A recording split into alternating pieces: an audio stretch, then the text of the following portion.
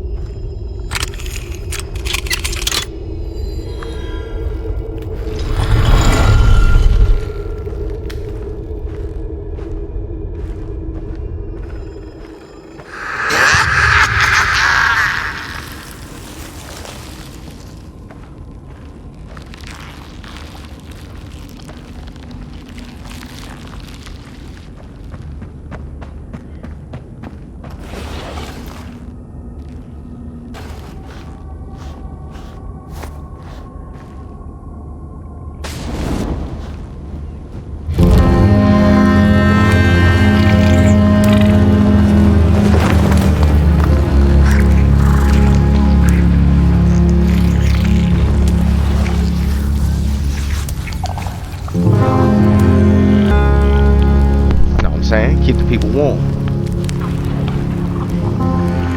Can't have my people out there like that. Oh. A spark had once again been lit.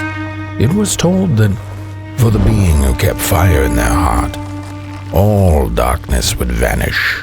Nevertheless, this long night seemed endless and fraught with perils.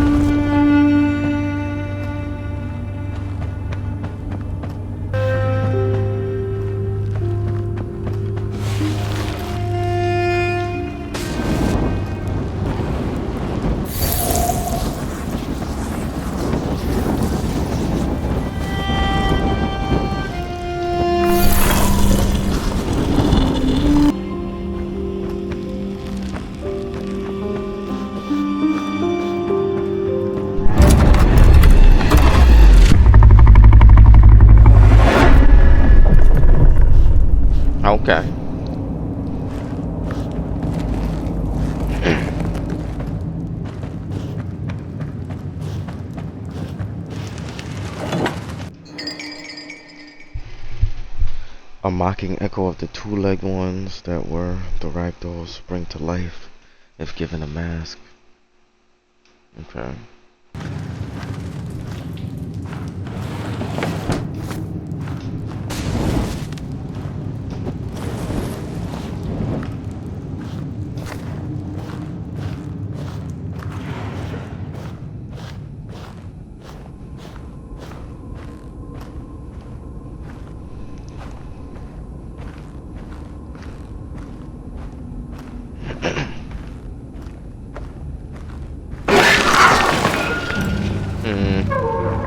What was that?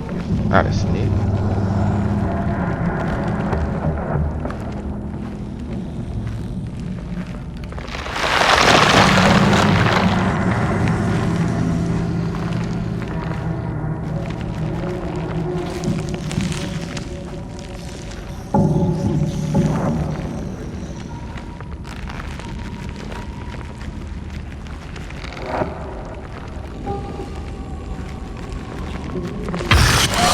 Run!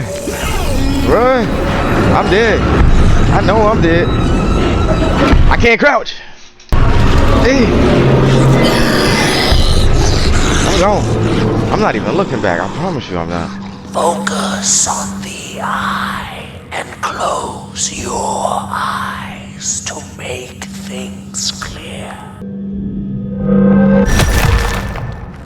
Wait, what the hell?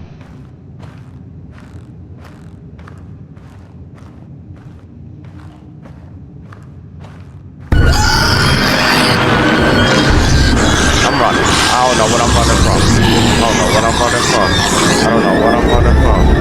I don't know what I'm running from. I know I'm running. Forget that.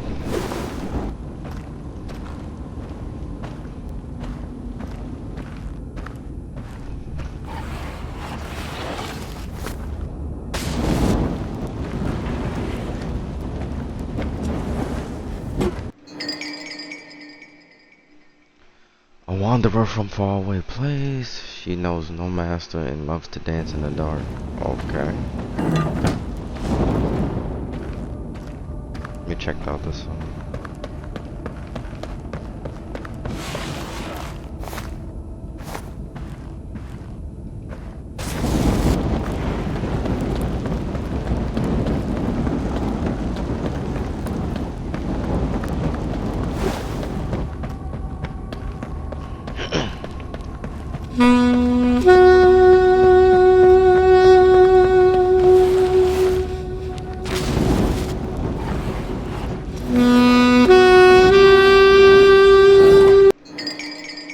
Whisperers of fire, the soothsayers, jump from work table to work table, making sure things are what they're meant to be.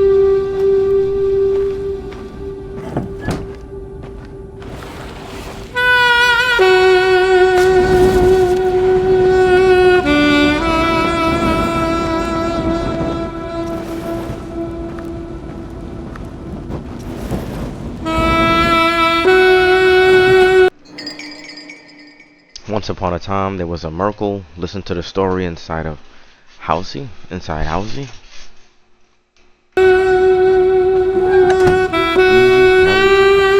Make sure ain't nobody.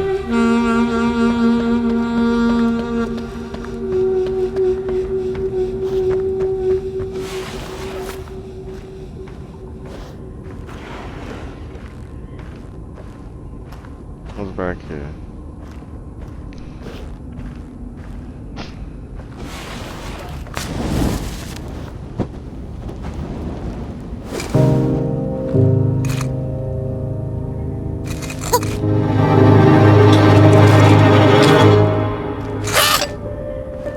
Oh.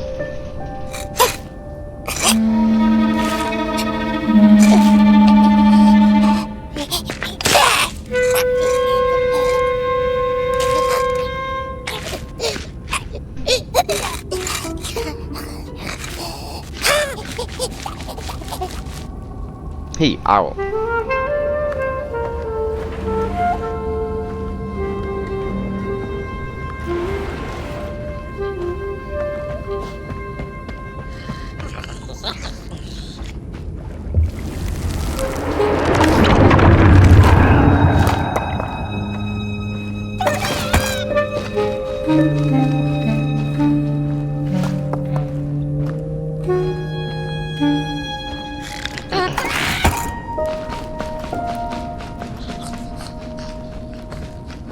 Can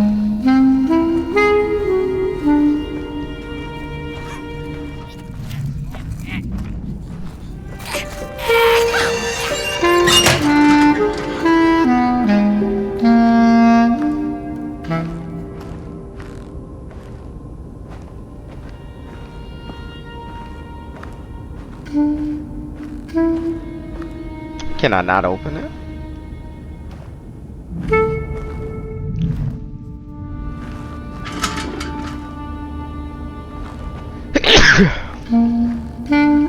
Let me back up. Let me see.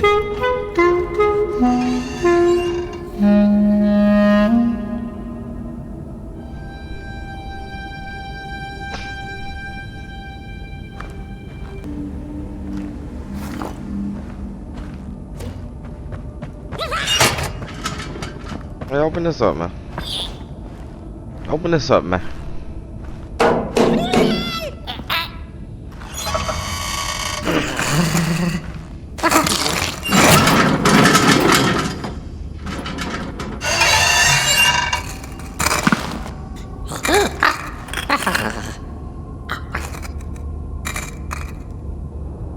Boy, hungry now. What you had in there?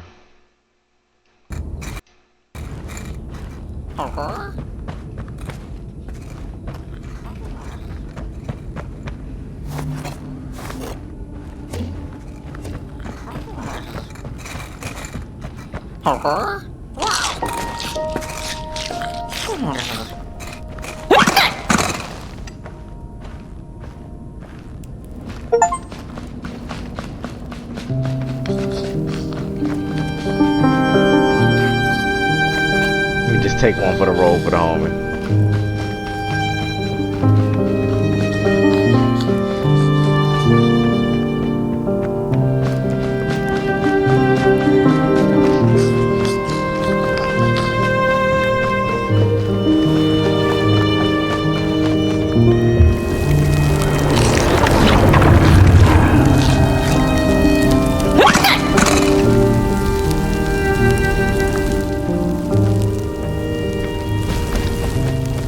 In the midst of darkness, lo and behold, a friendship kindled.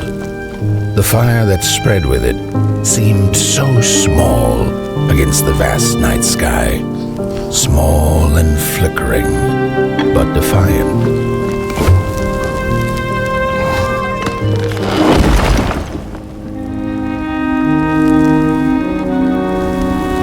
I think I like this little guy.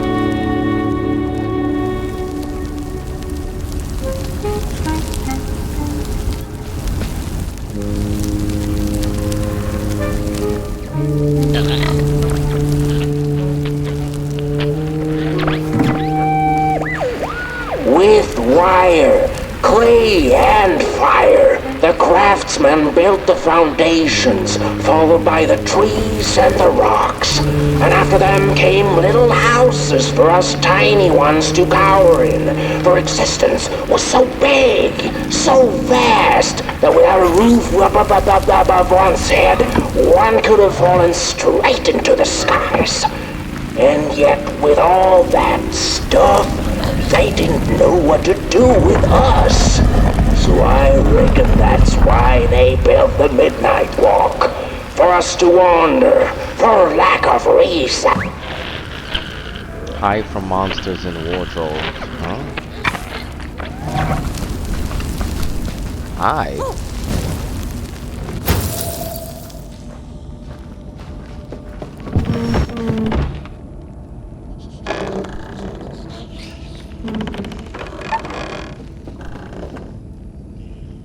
Okay, that's dope.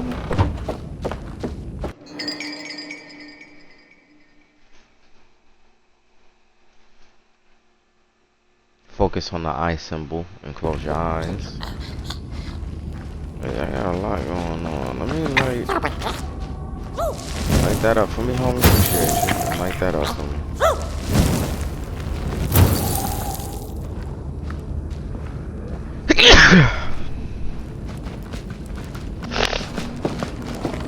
Alright.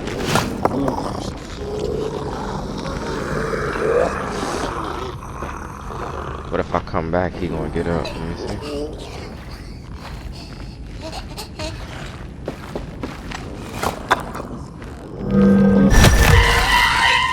Oh. How the hell we gonna get away from him? Oh, I can't see. I'm dead.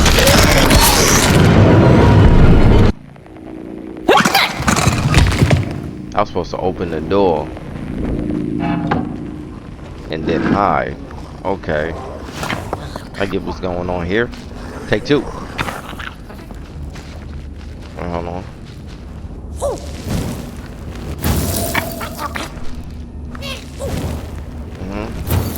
Put that on that.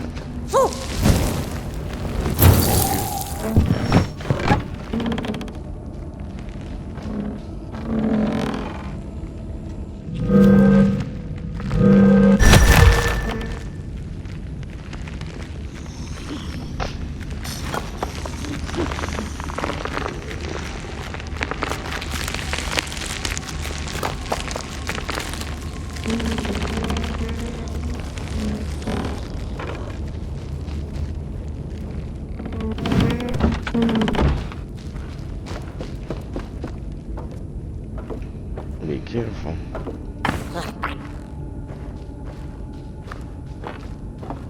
That's definitely big dog.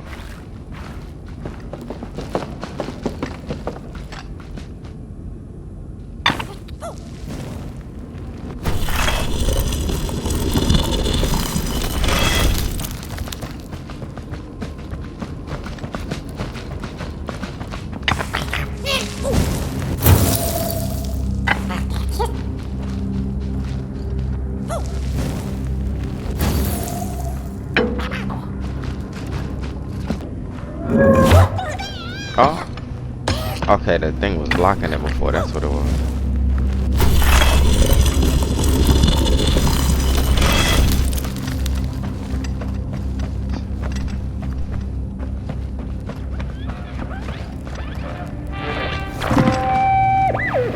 The crawlers eat fire, it's true they do, but most of all they feed on you. Don't you know? Howdy do. Didn't you hear? They eat you too. Fire, fire, aye, it's true.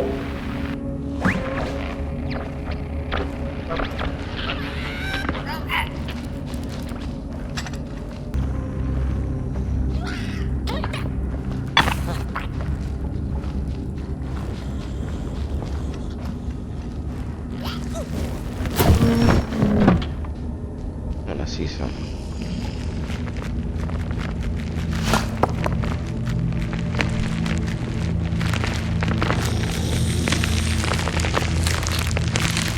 Yo, he...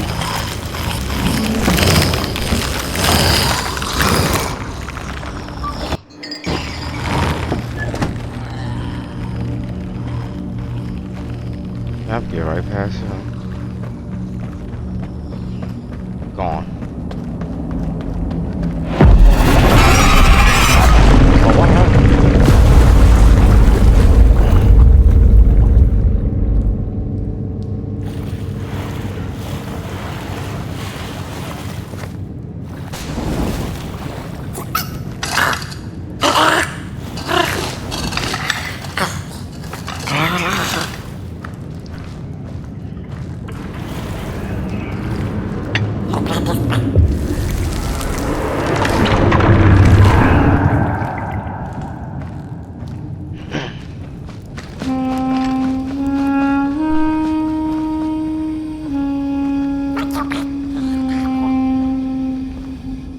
And so it was that the burnt one and a small flame took a wander down the midnight walk.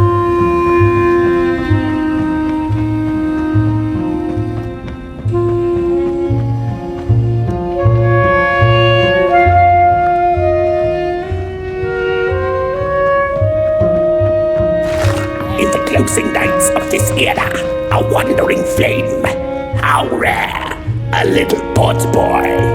This is already the end. Your Potboy, the last ember of the work table that was. You are destined.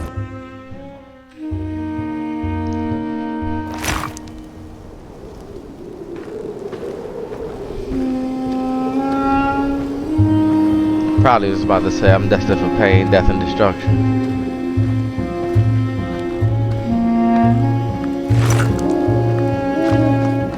Whether they held or lacked reason, it didn't matter. When times were dark and winds blew cold, there wasn't much left to do, and it was quite enough to simply put one foot in front of the other.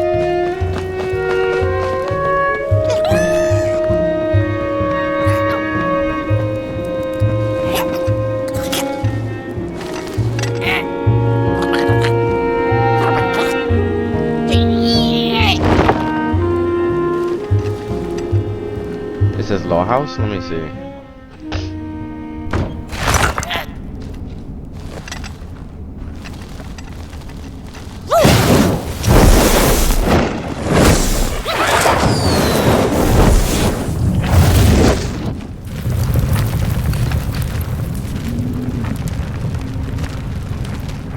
Oh, the Wandering Home. Okay.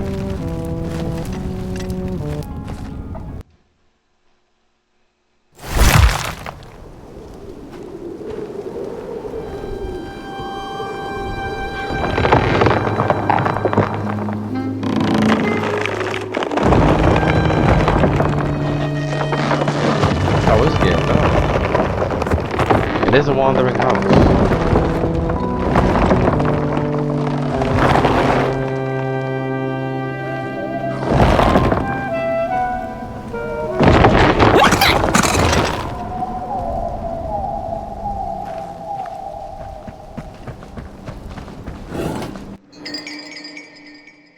Got 2 out of 15.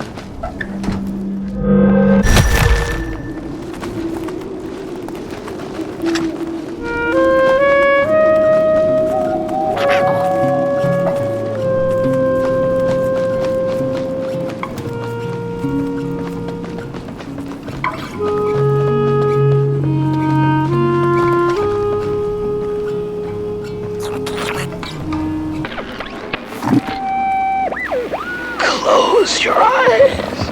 Listen. They sense you. They feel you. It's so beautiful.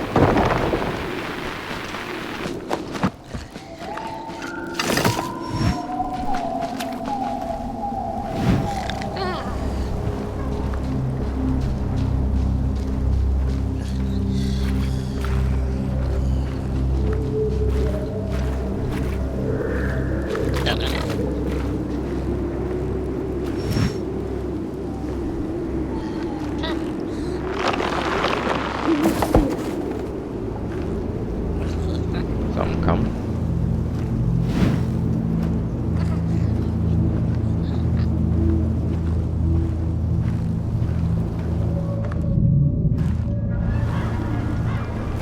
Vision getting blurry.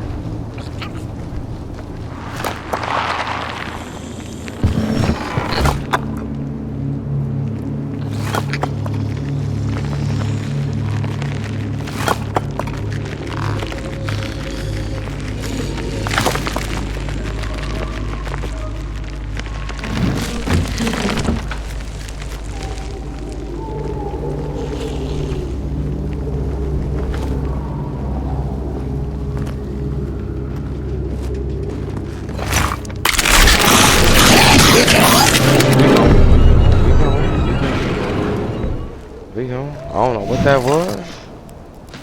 But we're going.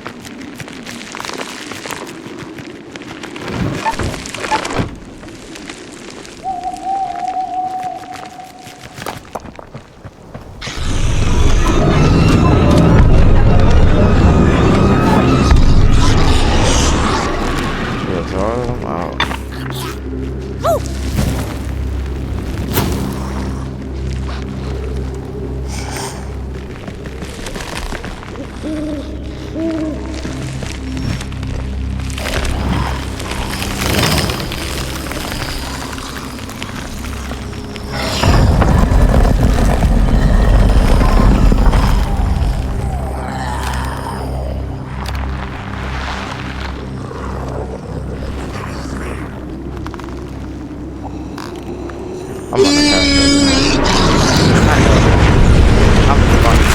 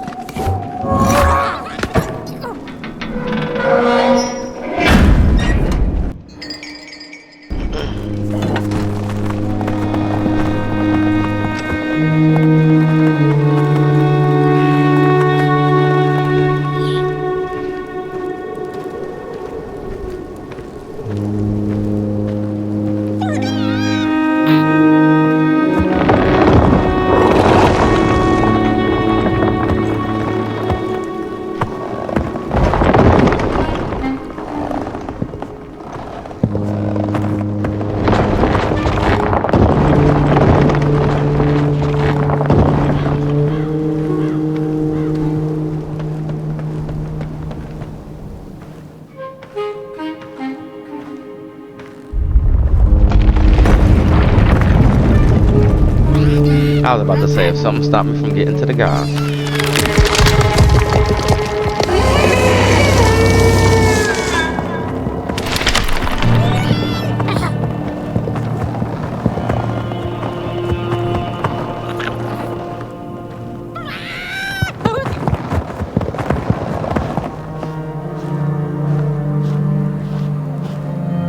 I hear about the park up.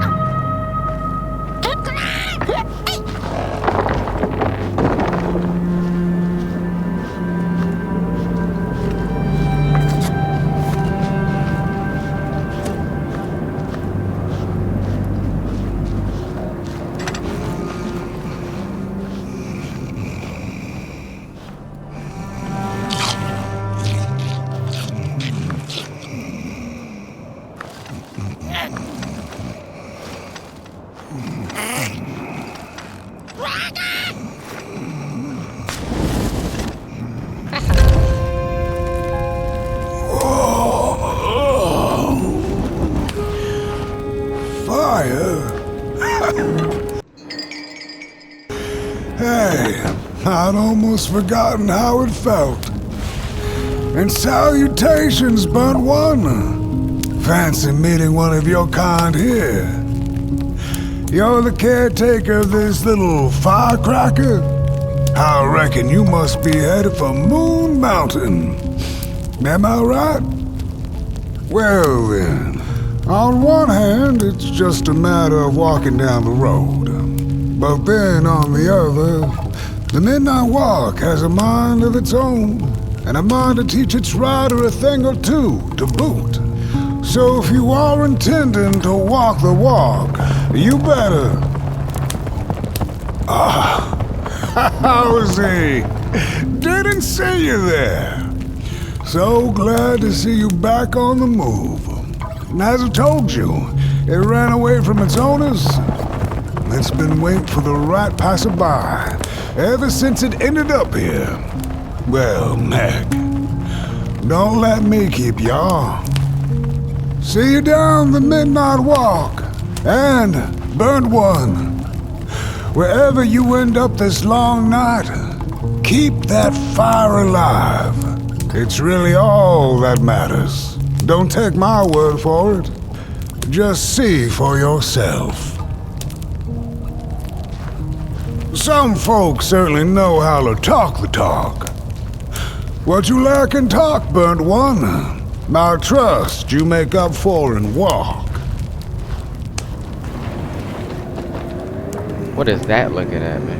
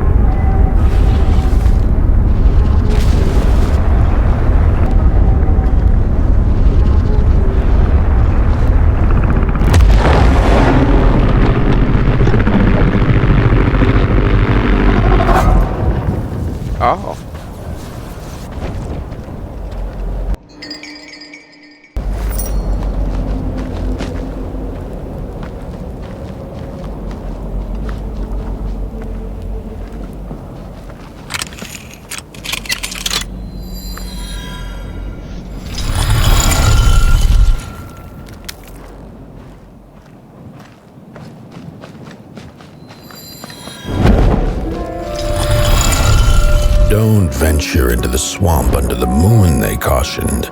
There, wild eyes watch, and itching teeth yearn for succulent heads like ours. Gone are the bodies of old, and they can no longer shield us from the terrors. We don't take kindly to somebody's walking around here with 2 feet. Get bent limb tree. Okay. Ooh, look at those 2 arms swinging around. Disgusting. Don't touch me, you limb tree. Get bent, limb tree. Okay. They don't like people. Oh, you really think you're somebody, huh? On your tall legs, with your long snake-like arms. You got her, bro.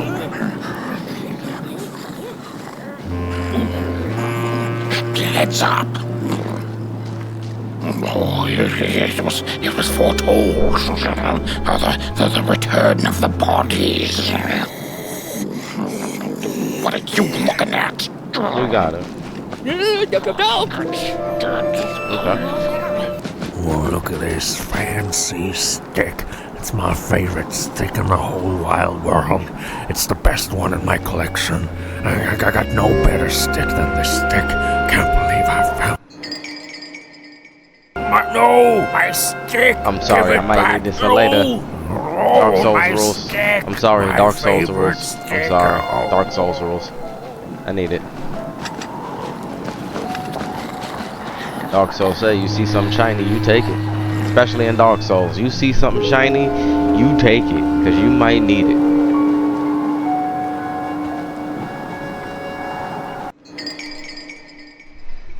Like the somebody's of old, the candles must rise before they may burn.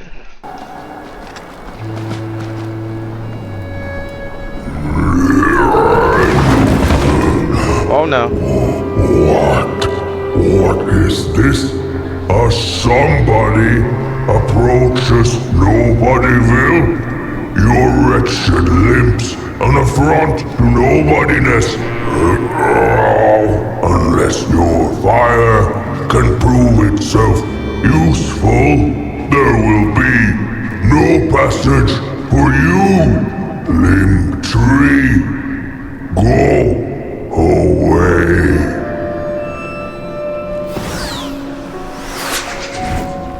He calling me lemon tree and all this and all that and all this and all that.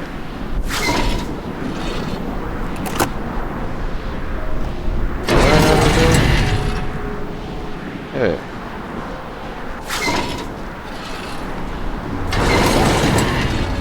Hey, what do I have to do?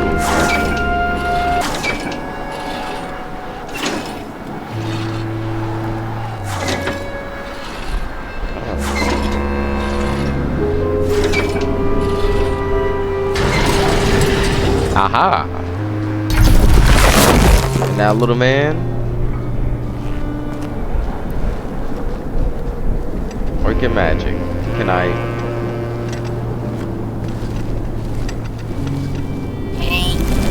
Saying work your magic, little man. The candles have not been lit since before the great beheading. That's because I'm Now fire is back.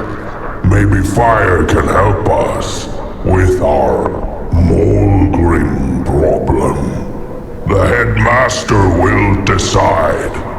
Enter, then.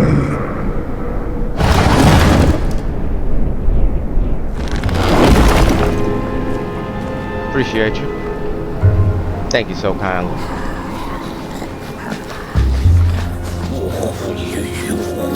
You get out of here. No, I was talking about I'm disgusting. What's wrong with her?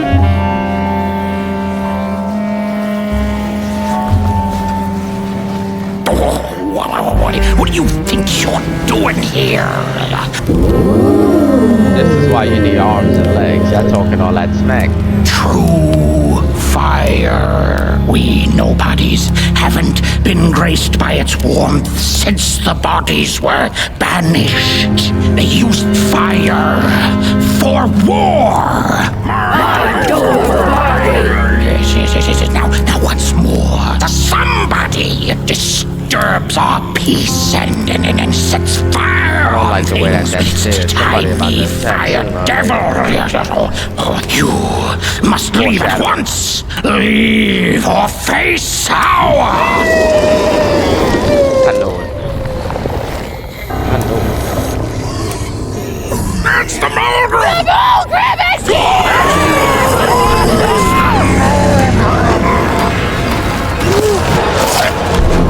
Oh, they fighting with their hands. You wish that about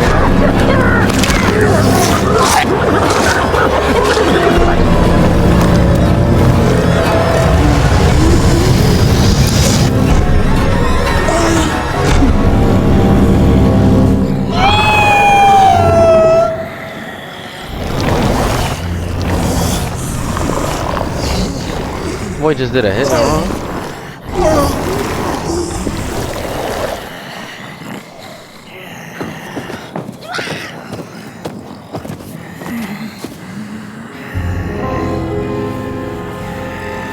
I guess I'm the headmaster now. This guy. As you've observed with your own head globes, we have a problem. It is called the Mulgrim. Recently, she has become bold, moving ever closer to Nobodyville. You should help us get rid of her. Yes, get rid of her. Tame her. Just make it stop. And by the powers suddenly vested in me, I will, shall grant you passage through our fair Like you could Nobodyville. stop me anyway. Here, take this. Now, go do the quest. Meet the problem head on. Tame the Mulgrim, and we will. I shall graciously let you pass through Nobodyville.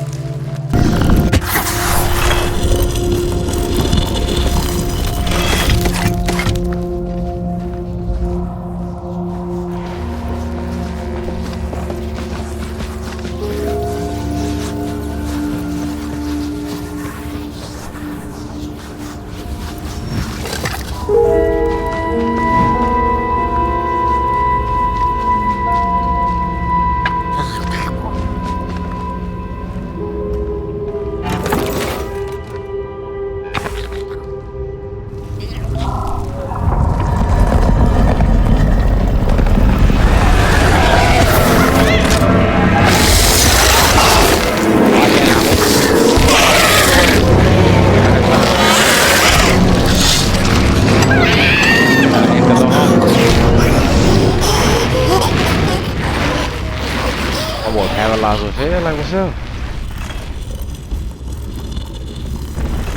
Now they gonna let him do after he robbed me for my homie. This is crazy.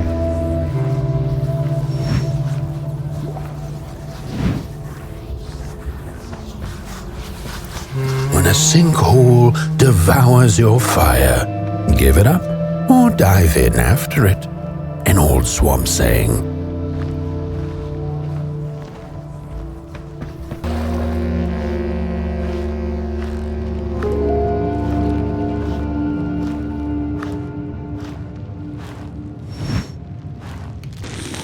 Definitely getting mad.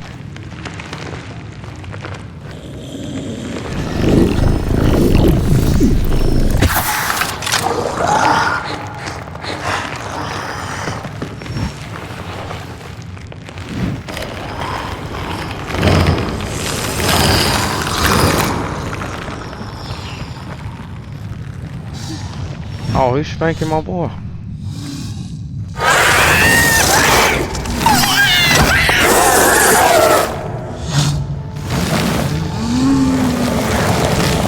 Ragging my boy.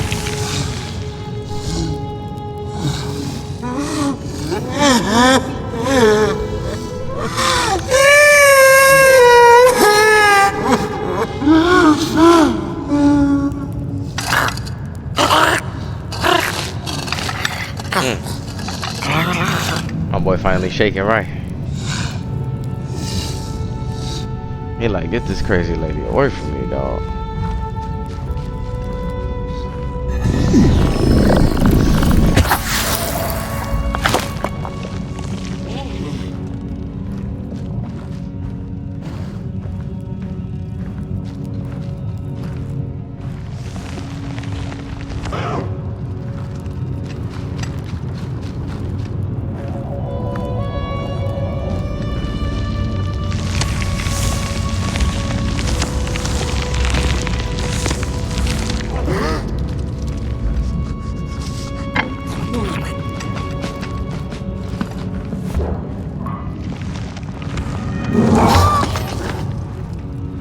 Where the fuck is the last one at?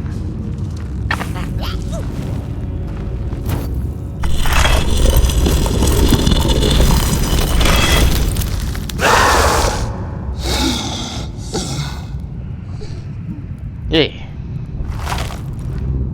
Another old swamp saying went, when dealing with a troubled and troublesome Mulgrim, do not light a fire beneath her, but help her build one from within. My man's gone. Rest in peace, that guy.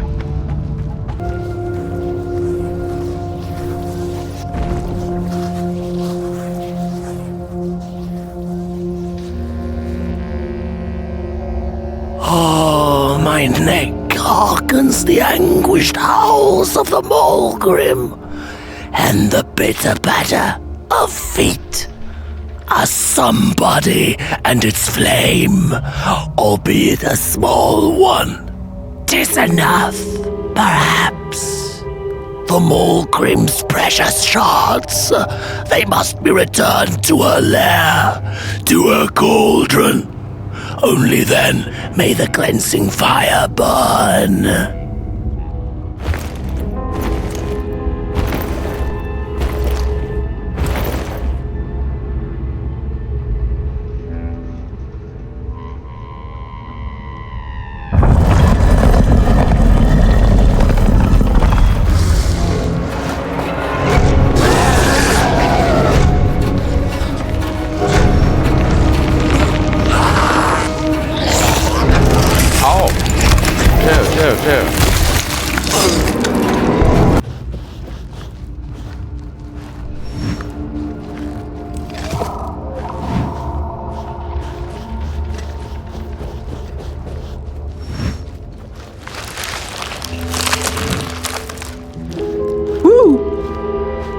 What up, homie? Don't eat me! Well, if you're not gonna gobble me up, then can you maybe take me away from here? Please?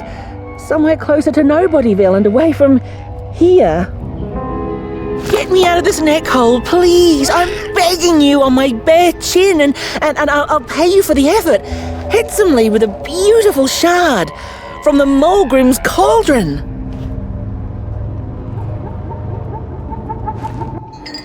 I have the Mulgrim's cauldron shard just waiting to be yours. Just so long as you get me out of this swamp.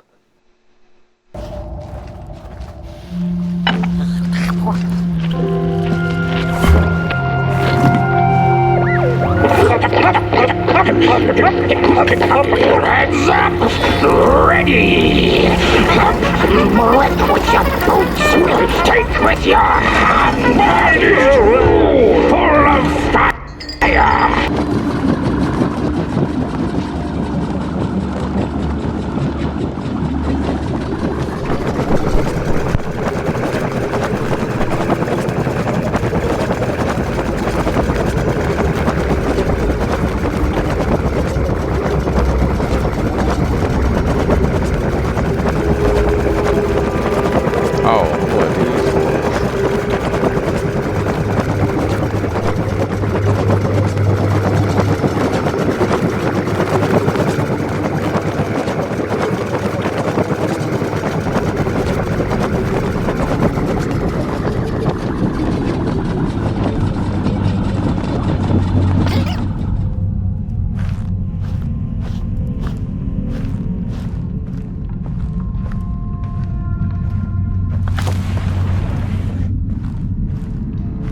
Good evening. Or is it morning or afternoon? Hard to tell without a sun, isn't it? No, it is most certainly night. Or moonbirds hooting wouldn't make sense at all. Speaking of sense, will you help an old bird find some in this story? Fire up these dusty murals in the right order, and you will receive a present, a little gift, yes. Bring the fire to the story. Oh. Peace ended when the violent somebodies invaded the valley. The valley was taken, but then began the Battle of the Bodies. Intriguing. The battle ended with a great, gruesome beheading.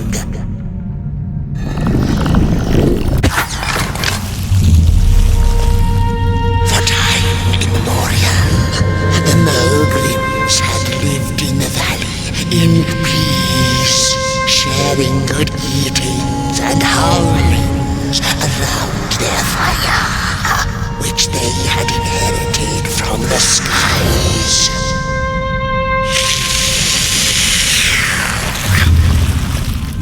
Then one terrible night came the violent somebodies.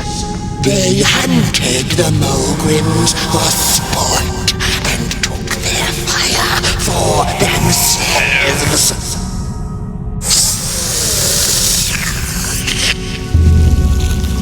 But the somebodies knew not what they were dealing with, for as soon as they held the fire in their grubby hands, they began to fight one another with it.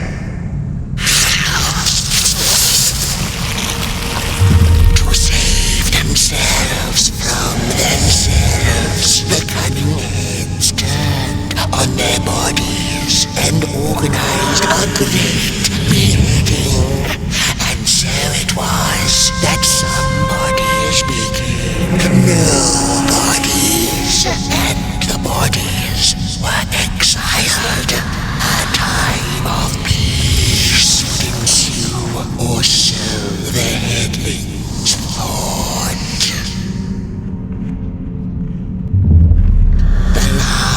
Living Mogrim had been biding her time, and saw now an opportunity to return and take bloody vengeance upon the heads, who were now left defenseless without their bodies.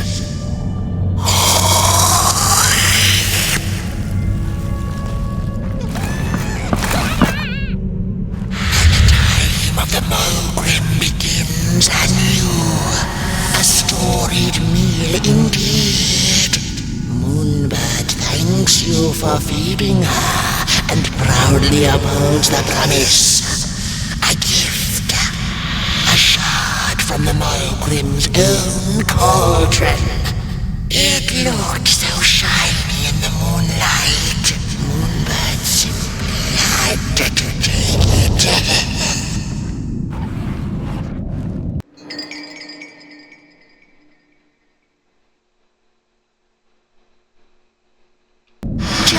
For now, she'll see you in the light.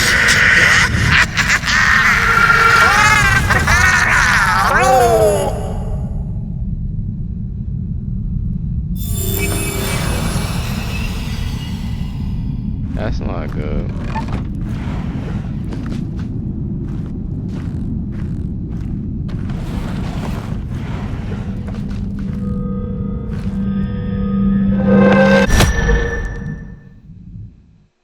Oh shit.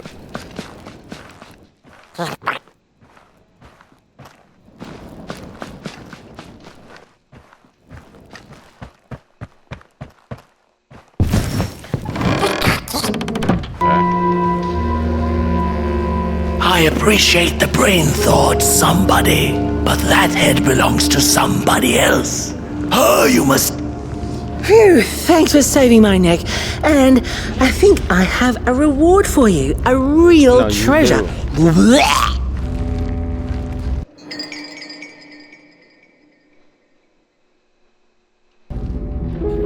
There you go.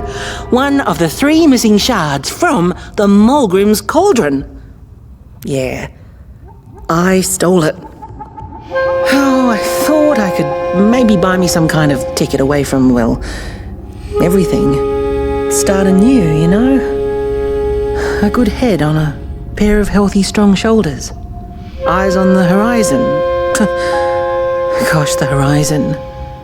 Do you know I haven't seen it once since I lost my body? I really do miss my body. It's a real shame when you think about it, you know? The things that we do to ourselves, to one another. What we did to her, kind. All in the name of some sort of control. It doesn't make sense. Anyway, I guess I'm sad. Sad and sorry.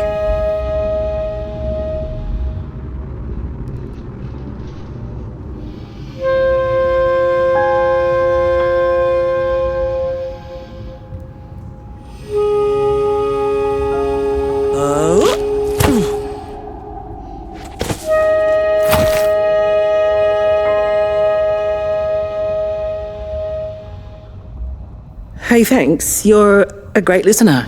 You know that? Just take care of that shard now and maybe put it back where it belongs and... yeah. Goodbye.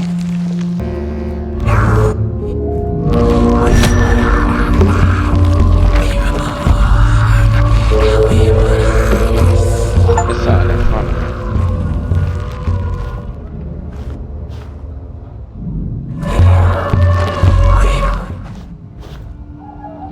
There's a mask in here.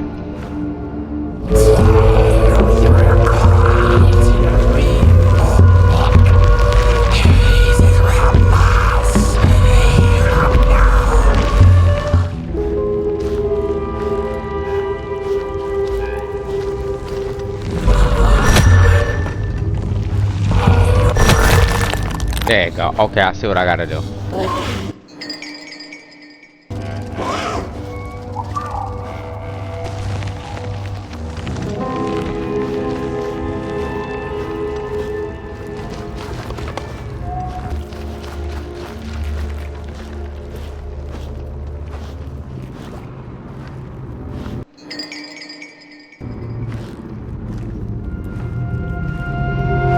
Okay, we got all the masks now.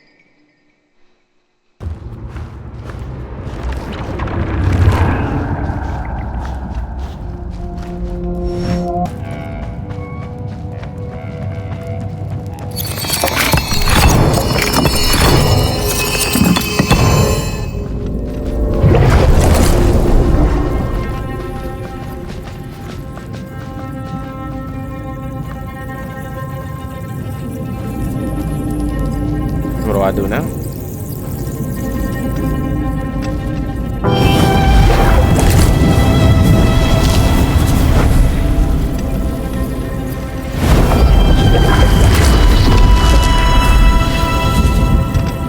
One more time, little buddy.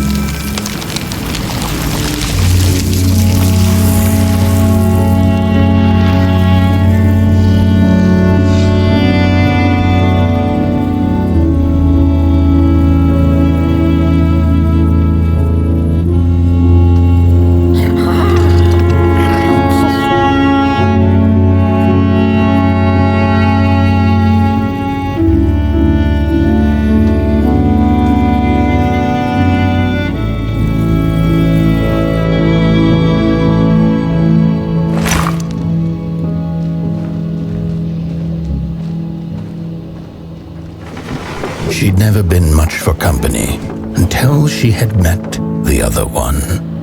He had shimmering scales, an appetite for life, and carried a faint scent of rotting leaves she found irresistible. Oh, how they used to laugh at the distant stars, bitterly, together.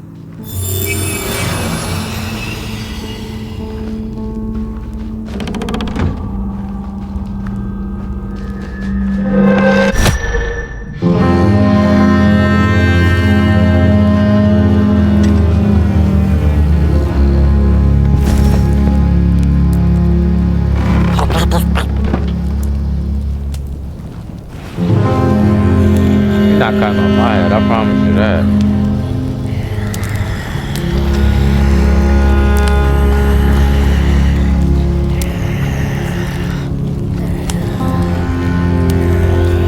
Oh, let me make sure my iron is full. Alright, you got your little head. Show you what I got. In case you're gonna act funny. The howls of the Mulgrim have gone with the wind, and our headaches settled into gentle throbbing. Thank you, somebody, for you have not only graciously saved our necks, but also demonstrated the value of brain mass and heart blob working together. Could it be time for the bodies to return? We must convene on this matter, and you and your wandering flame must now leave through our gates and keep on walking the midnight walk to Moon Mountain. Moon Mountain! Here you go, somebody. This key will open the town gates. The mountain once again beckons, and the call is answered. Fare thee well, and take good care of your flame. The dark itself is hungry.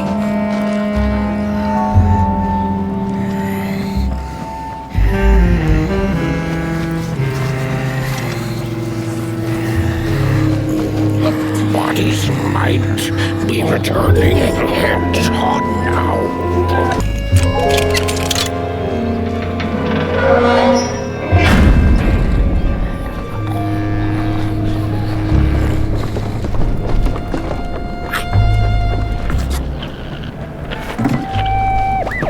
I've had enough. First it was the big Mulgrim hunt, and then they forced us out into that make-a-forgiven swamp. I hate hiking. And then when we had nothing left to hunt, we started fighting each other. And then Mr. Mayor gets this grand idea that we should chop our own heads off and banish our bodies. How does that even scientifically work? I've had enough of civilization.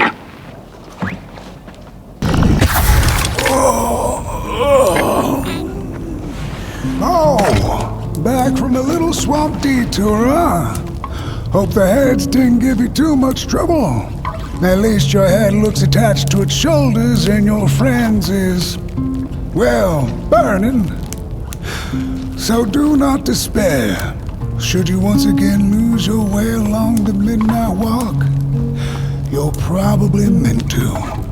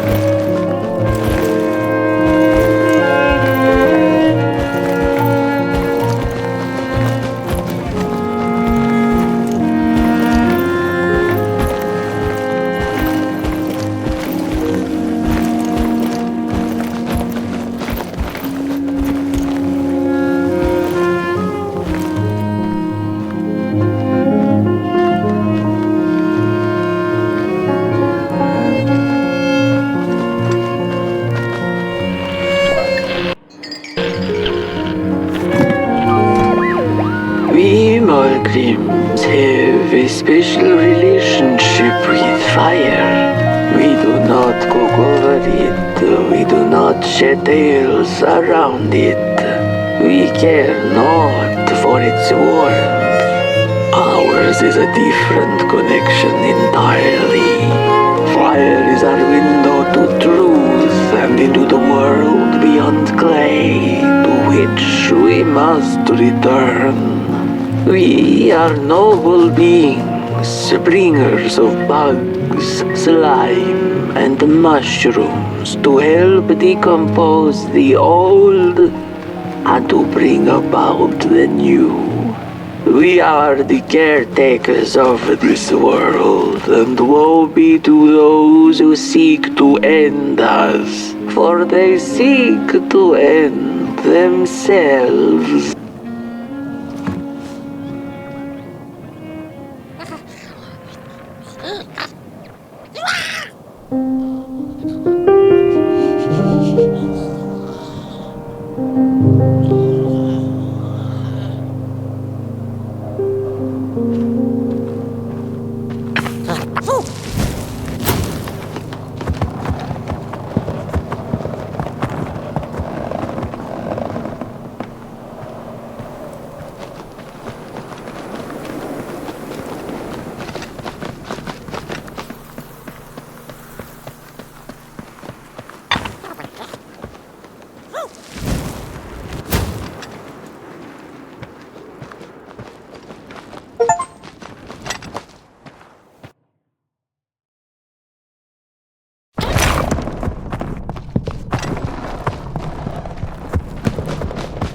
Dreadful was the day when the sun vanished. The waters dried up, birds went quiet, and the dark itself seeped unchecked into the work table as the cold, chewed paper moon rose over the mountain. The night that followed would be long as the midnight walk.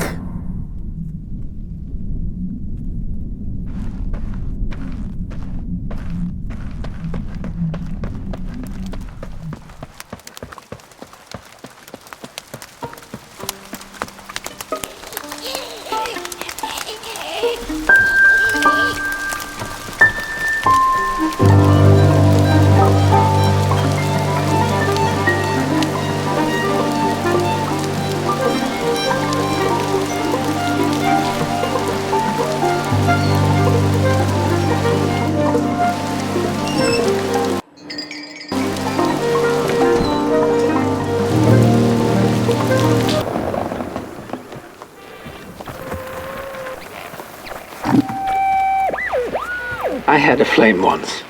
It was beautiful and bright. It spread its light, brought me and my neighbors warmth. and it was always hungry. No matter how much I fed it, it kept on growing and growing, and one day it got big enough to start walking the long road. I didn't guide it. It dragged me along for the ride. I followed it for a long time. Would the road ever end? What was the point of the walk? Things kind of spiraled. Road took me on dangerous detours that didn't make sense. Before I knew it, my flame began to fade until it... Well, I don't think I was meant to carry this flame.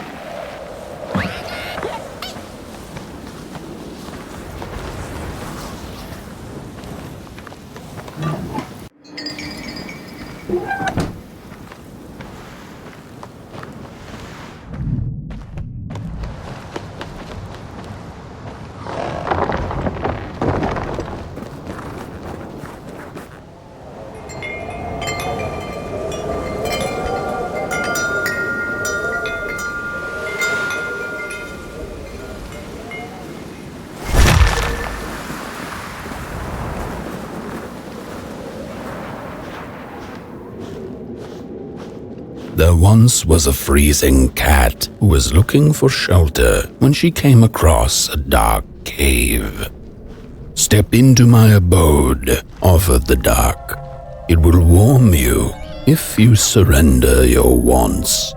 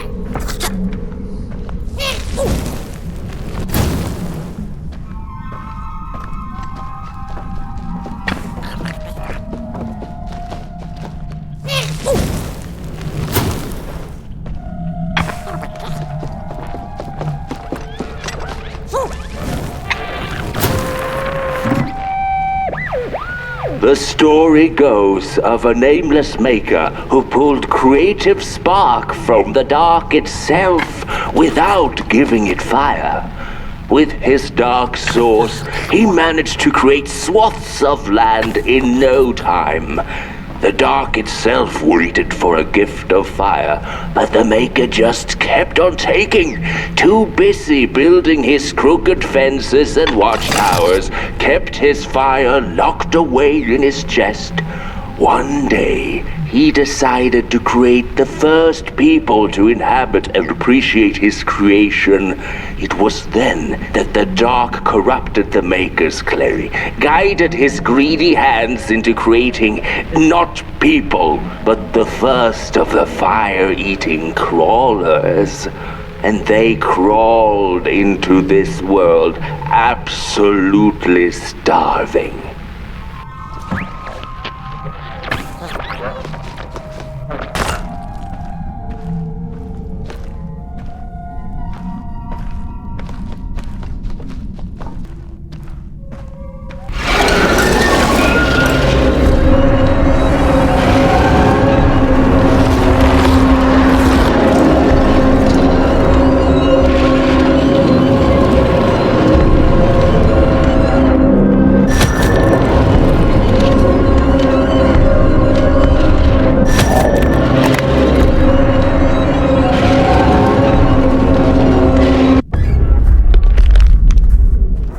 The dark's eyes were much too big and watchful for the cat's liking. She went on to find warmth somewhere else.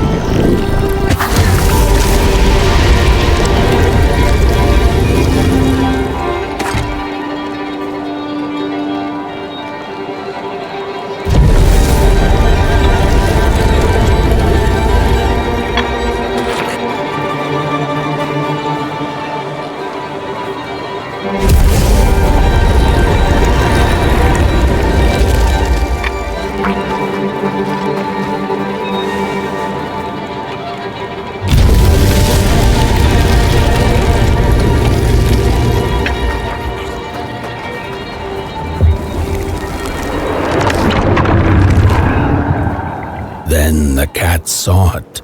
Rooftops piercing the sky. Approaching the town, she was greeted by a crone. "Come, kitty, kitty, you must be tired. Sit in my lap. Share your soft fur, and I shall warm you for a spell."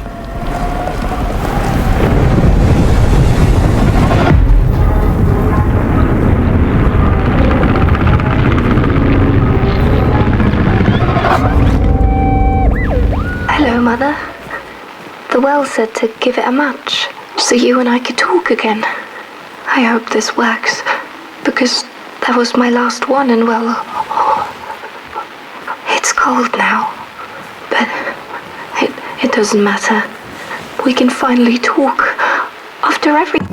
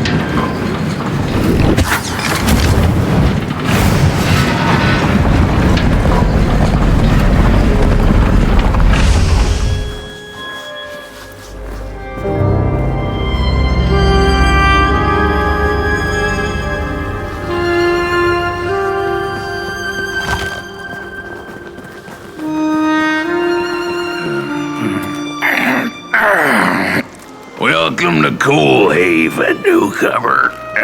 Good to see a flame in these parts again. I'll be your guide tonight. This furnace here used to run on coal and fire, don't you know? But a thief stole all our matches, wasted them in greed, you see. Now the ghost has come to smite the wicked and punish the thief who killed us. Well, I guess that's it. That's a tour on the house. There's a bone right there in the snow. That ain't no place for a bone.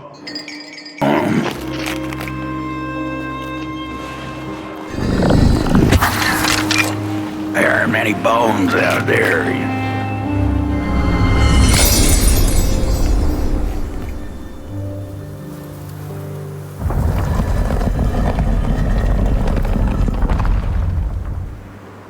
Oh, do you feel that?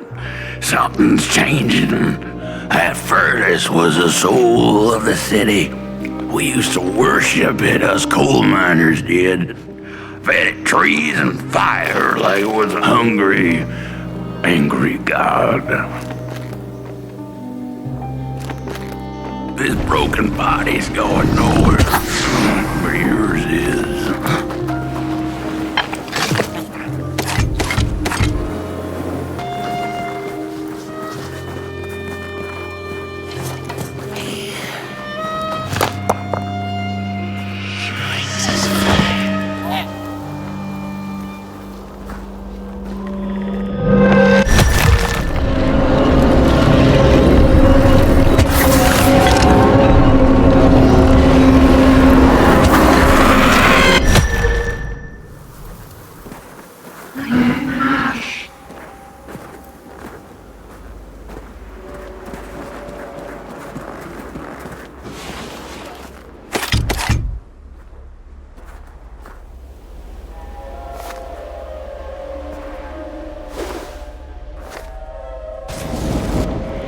Listen for the bone.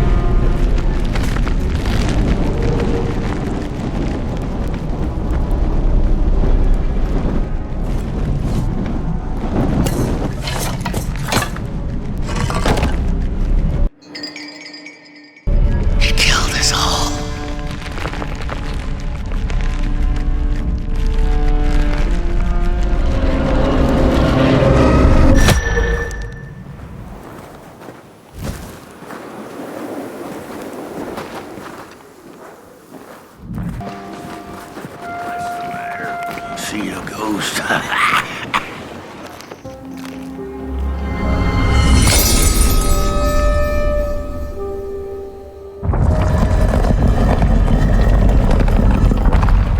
The thief loved the stars. Would have plucked them out of the sky if it were possible.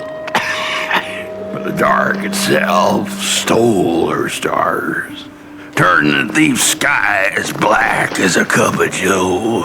And so the thief began to steal matches and lit them, hundreds of them, like little stars of her own.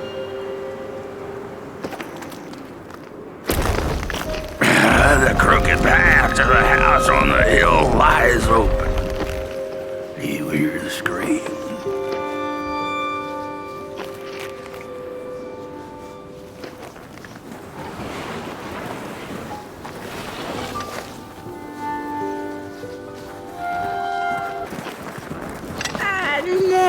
The trail of burnt. We're running out of matches.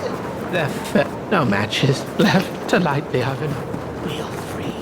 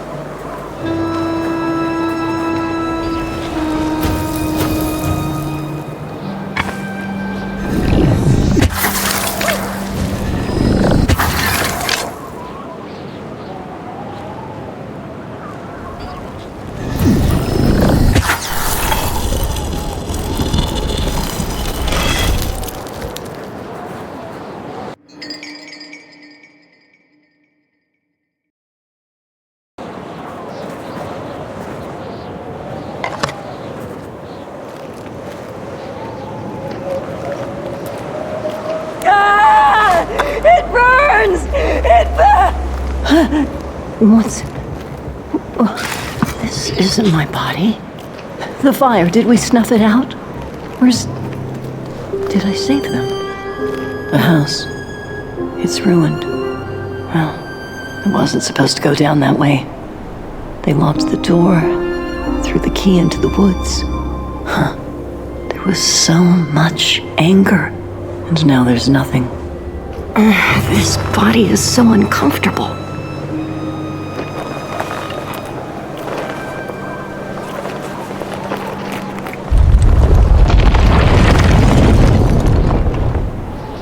While I was in the black, I had a dream. There was a monster in the woods, with our door key dangling from its tail. I ran, tried to chase it, grab the key, and when I did, the creature turned around, and its face, it was the face of this whole town.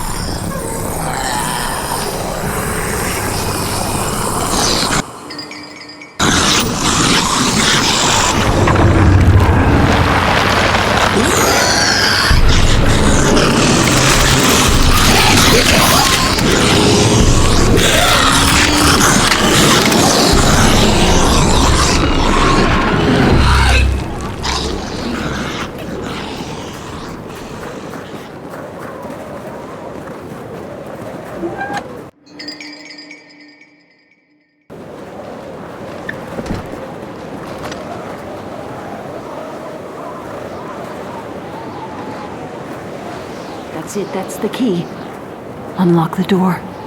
Please. I want to see my home again.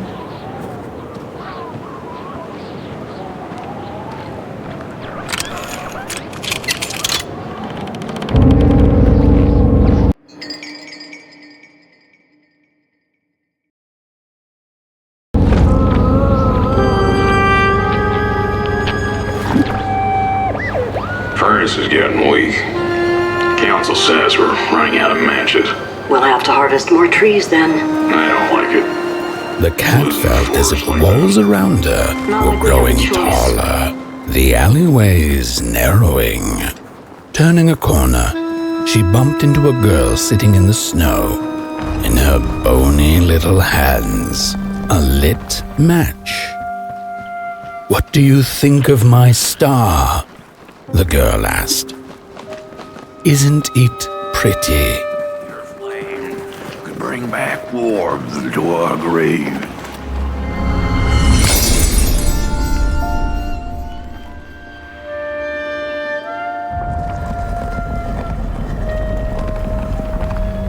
With no matches left, we couldn't light the furnace.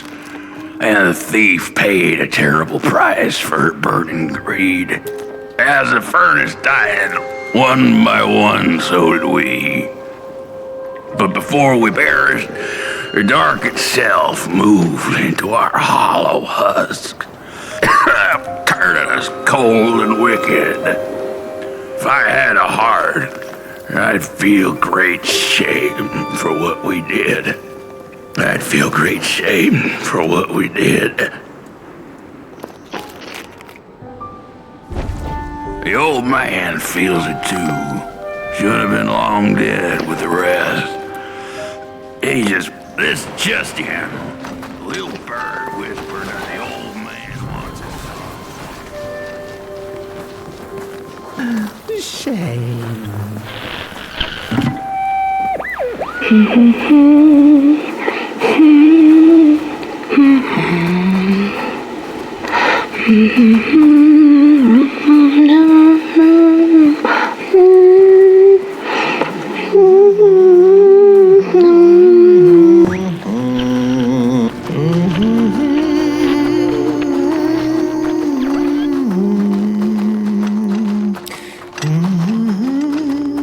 Oh, that voice.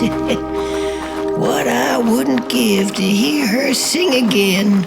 Those sweet, sweet tunes like fallen leaves of the trees that were. Such a waste. Such a shame. I wish I could hear her sing again. Just once. Just once. Oh.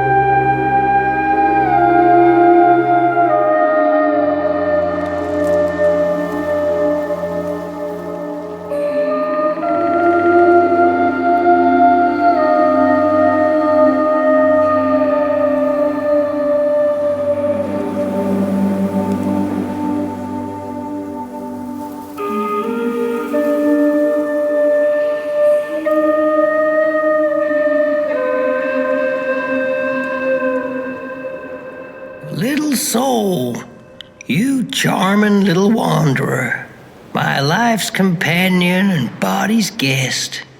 Where are you off to now? I don't know what I thought would happen. I feel a strange warmth, but just as coal runs deep in the earth, so is the shame a part of me, mine alone to bear. The girl offered her burning match, her last star, but the cat could tell she needed it all for herself.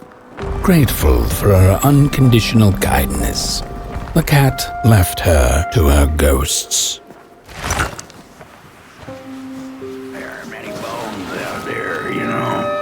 Little kid.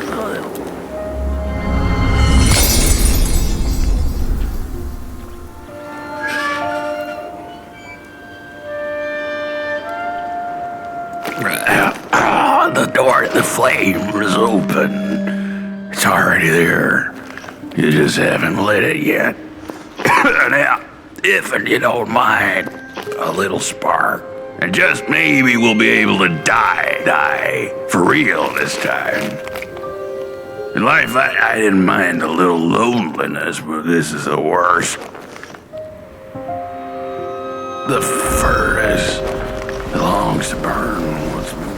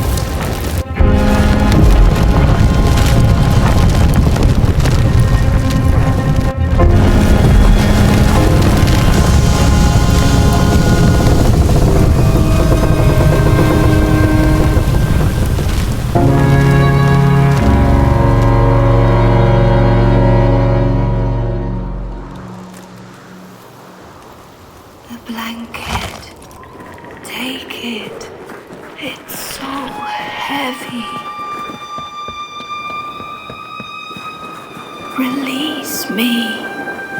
Light the match.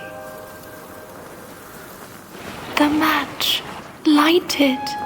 Please. One last star. Thank you.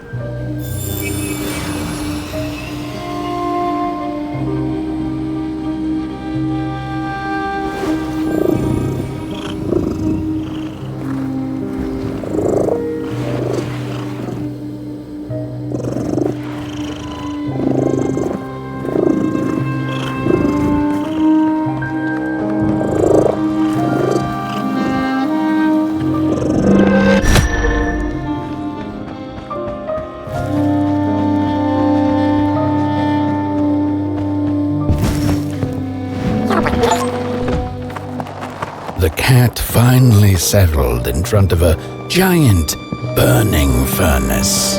In its bright flames, she could glimpse a dark future. This did not matter to her, for now she was eternally warm and at peace.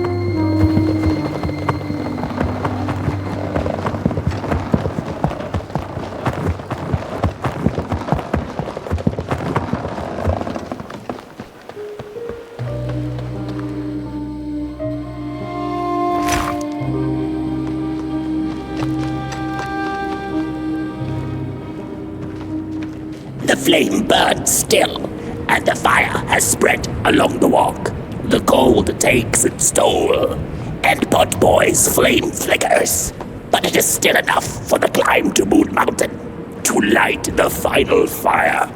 The road always leads to Moon Mountain. Hark! His fire belongs to the mountain. It came from beyond the moon.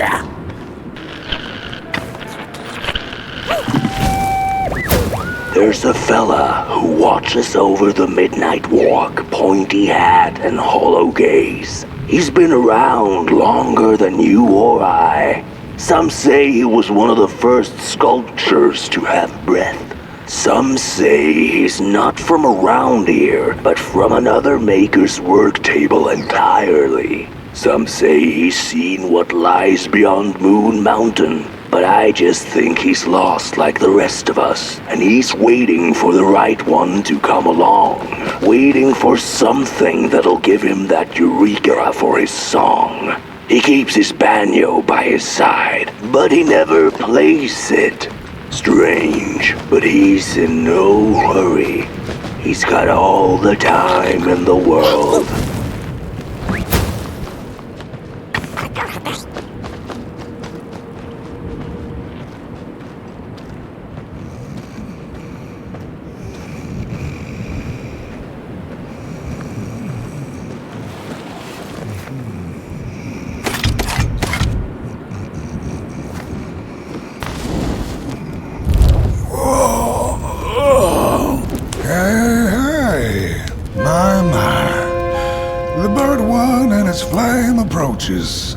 The road's been long, hasn't it? And it just keeps on going, don't it? Why don't you rest here for a spell? Change is in the air. Warm winds coming in from Coldhaven. I trust you're not pushing that little flame of yours too hard. He is mighty, no question about it. But between you and me, he still has a ways to go until Moon Mountain. Heck, it ain't my place to tell you how to tend your flame. I'm sure you'll be fine. You'll be just fine.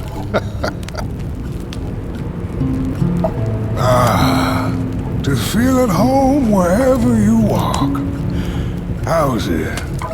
What a friend to have on the road, huh? Now, there's an open door invitation, if I've ever seen one. Go on in then. Get some rest.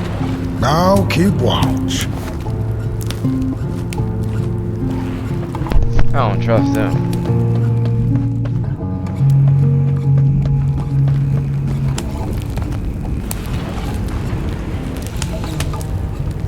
Howsy belonged to somebody else. I think Howsy belonged to him. He said Howsy belonged to somebody else. Howsy belonged to him, and when I wake up, he gonna take him.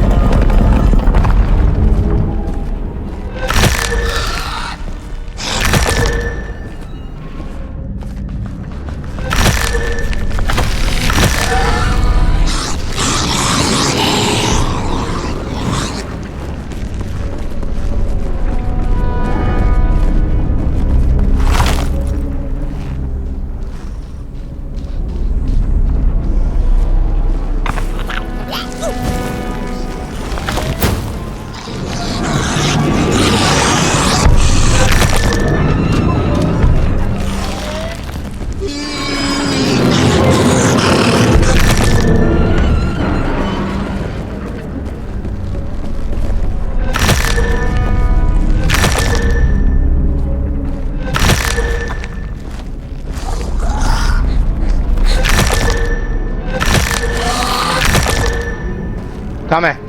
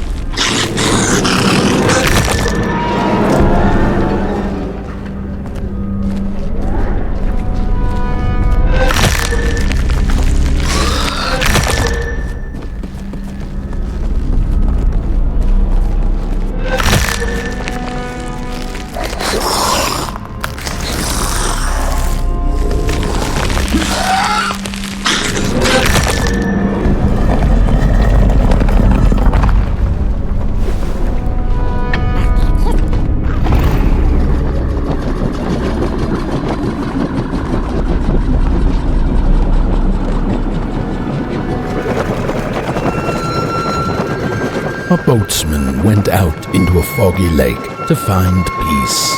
Then, out of nowhere, came another boat that bumped into his. He cursed whoever was on the other boat, but when the fog cleared, he discovered that it was, in fact, empty.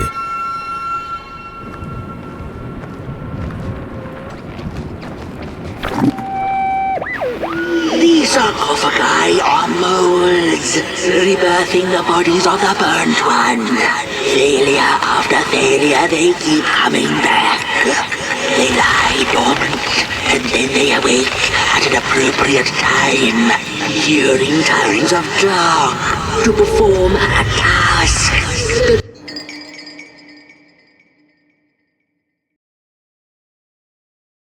Taskmaster unknown. Doom spelled on the flip side of a coin. Little dolls in a dollhouse made of matches.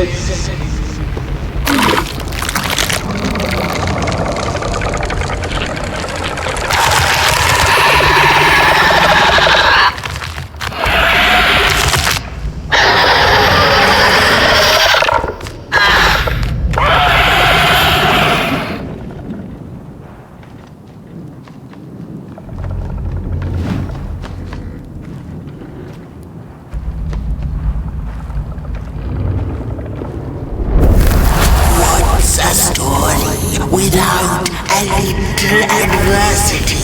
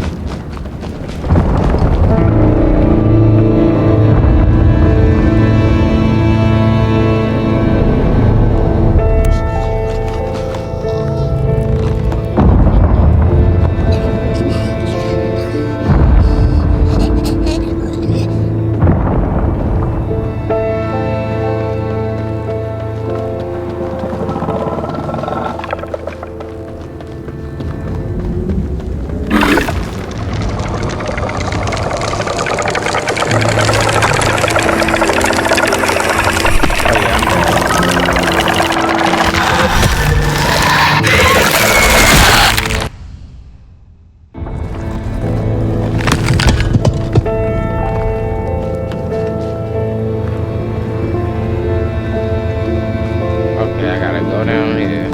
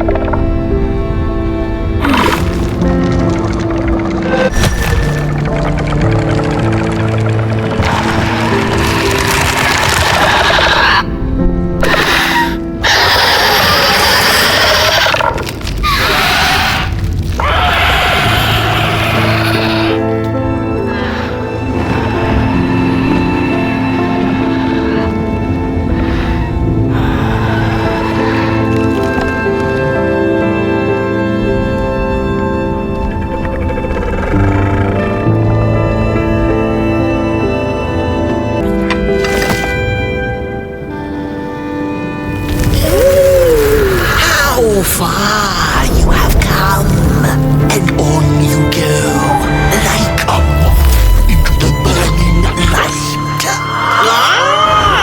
But behold, a craftsman, one of the first beings ever to wander the clay. Like you, his heart is ashen, barren, yet ripe for tasty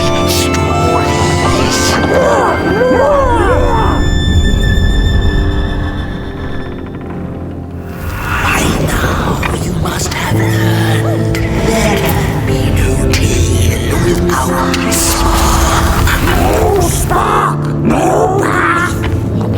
Light the fuse. It will guide the burnt one, and mayhap feed the world. A symbiosis most reasonable, don't you agree?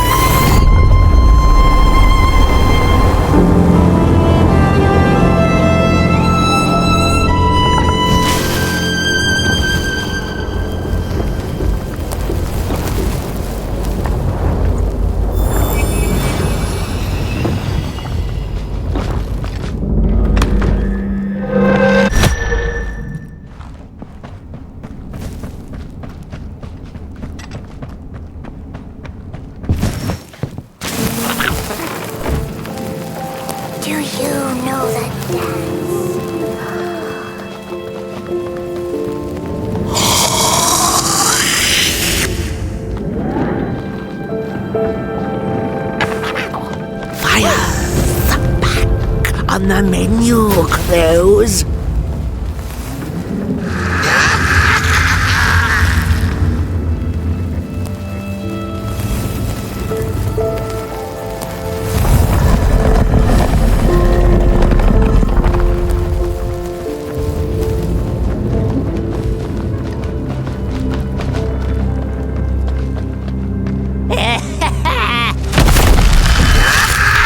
I see you. Not to crawl closer, Moonbird.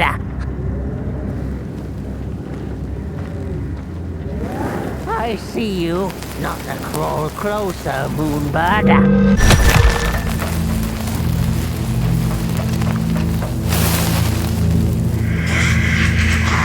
Eyes, ever watchful. They want our stories.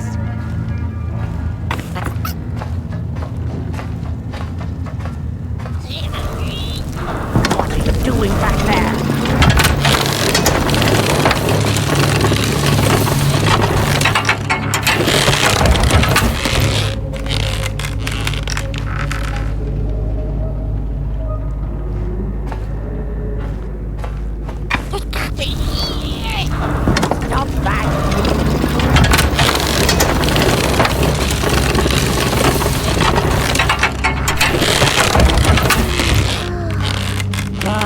the dark everywhere. What are you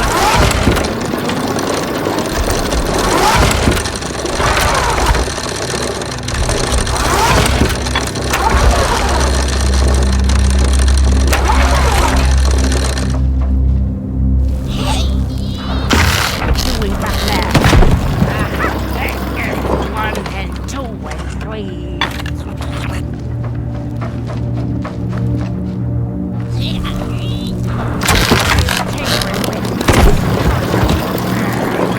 Stupid thing.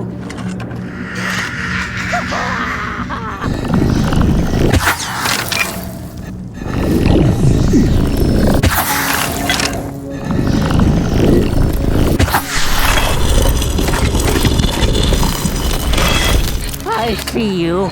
Not a crawl closer, Moonbird.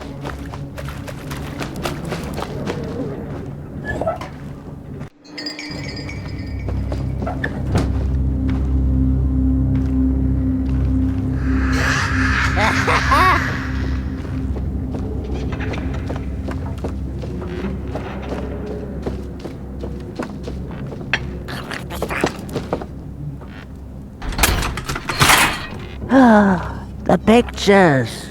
They are moving again. Forbidden. It is forbidden. It is forbidden. Hush, no talking in the theater, fools.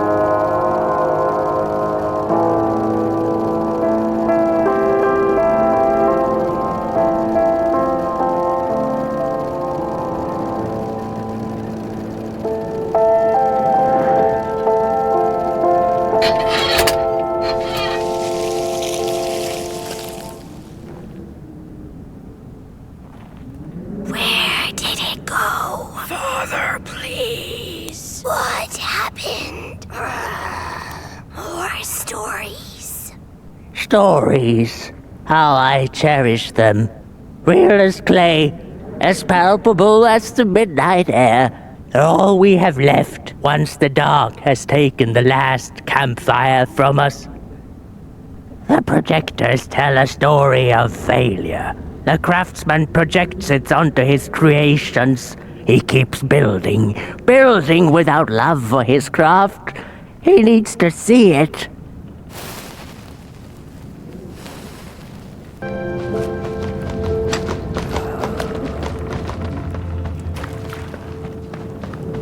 The potter, stuck in the sinking clay in which he had dug so greedily, spoke his final verse. Here was I born, and here I lived. My refuge was the clay. And now the clay has played me false in a most grievous way.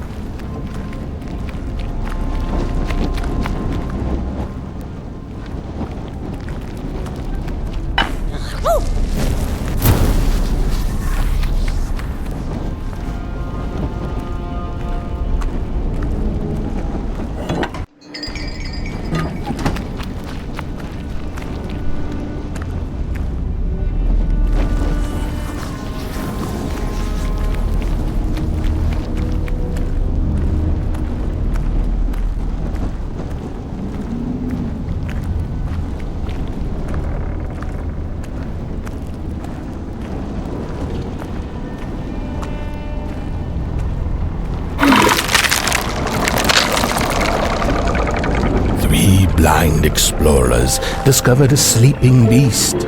Each of them touched it and described it to one another. Its skin is coarse, said one. No, its ears are big, exclaimed another. The teeth are its most prominent feature, declared the third. Who was right or wrong mattered little, as the beast awoke and ate them all.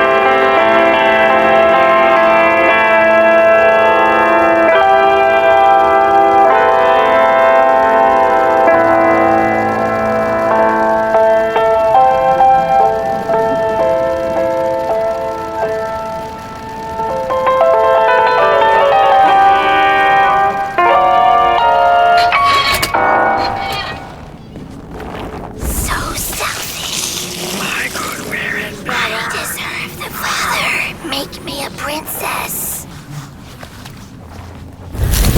Look at these sorry reflections of the daughter. None of them will ever dance, ever feel the warmth of their maker's heart.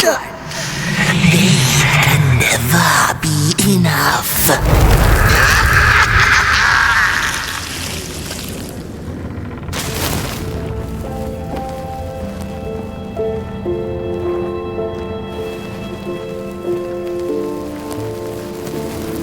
After years of searching for her son, the weaver was convinced she had lost him to the dark.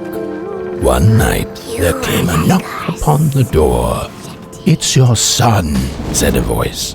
"Please let me in." Thinking this was some cruel spirit come to mock her grief, she remained silent until her son gave up and left, never to return again.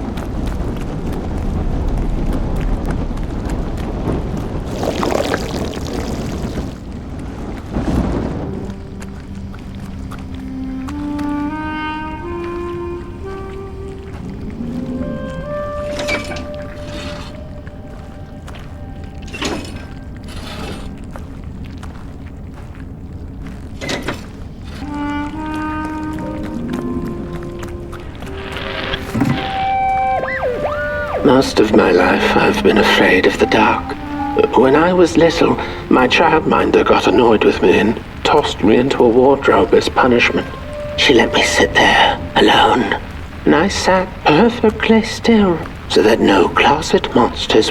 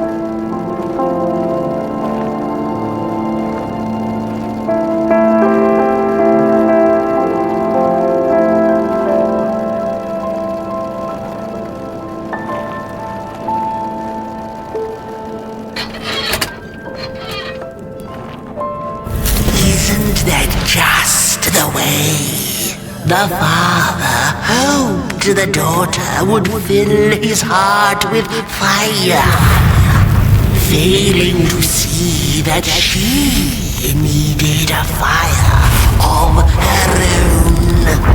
His princess danced away, and he stayed behind, cemented in his ancient groove. The heart is a bottomless pit, never sated, always craving for more.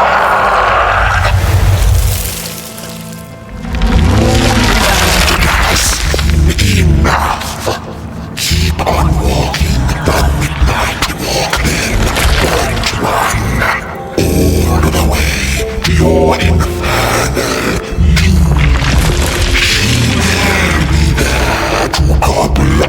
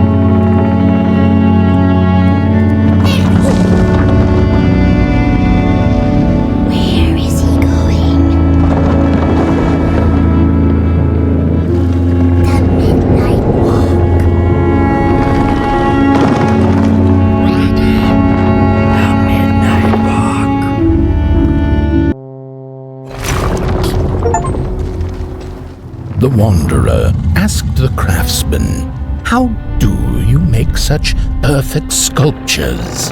To which he replied, "Oh, there's nothing to it really. I go into the dark woods. I find the sculpture already waiting inside a tree. And then it's just a matter of carving it out."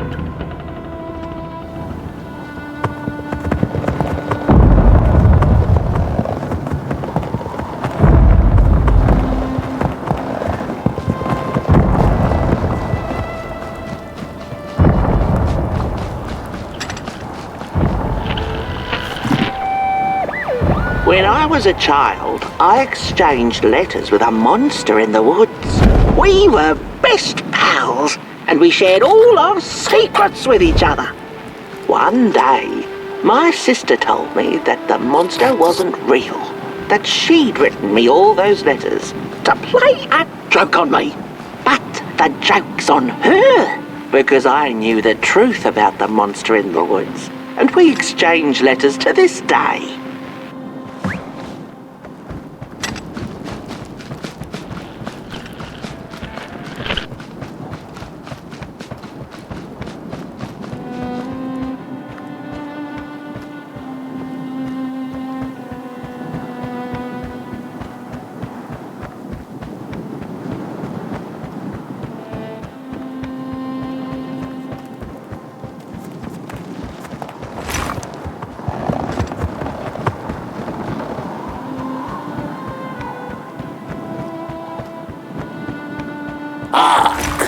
Not very far now. Not very far. The flame longs to be free. Caged, it cannot truly burn. How beautiful. How tantalizing. It is simply the way of fire. It is what it is.